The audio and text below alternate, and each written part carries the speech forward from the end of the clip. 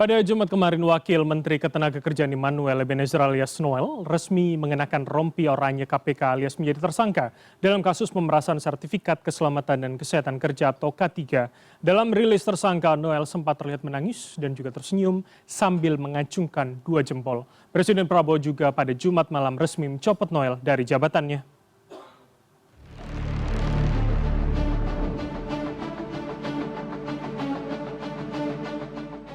Tangis Immanuel Ebenezer alias Noel, mantan Wakil Menteri Ketenagakerjaan pecah saat dirinya digiring menuju ruangan rilis tersangka di gedung KPK pada Jumat sore.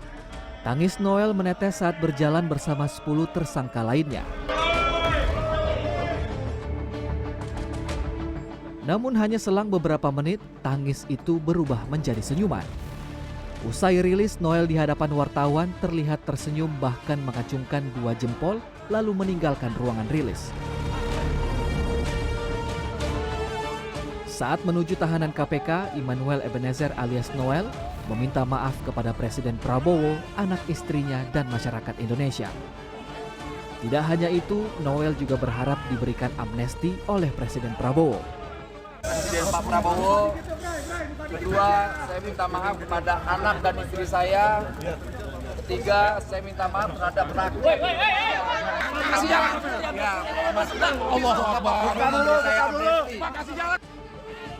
Namun bukan mendapat amnesti, Noel akhirnya dicopot dari jabatannya oleh Presiden Prabowo.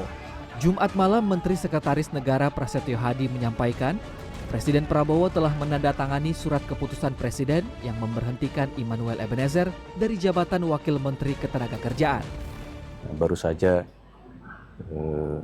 untuk menindaklanjuti hal tersebut, Bapak Presiden telah menandatangani keputusan Presiden tentang pemberhentian Saudara Immanuel Ebenezer dari jabatannya sebagai Wakil Menteri Tenaga Kerja. Selanjutnya, kami menyerahkan seluruh proses hukum untuk dijalankan sebagaimana mestinya. Lalu kasus apa yang menjerat Immanuel Ebenezer? Pada rilis yang disampaikan Jumat petang, PLT Deputi Penindakan dan Eksekusi KPK, Asep Guntur Rahayu mengatakan, Noel jadi tersangka atas kasus pemerasan sertifikat keselamatan dan kesehatan kerja atau K3 kepada sejumlah pihak swasta sejak 2019.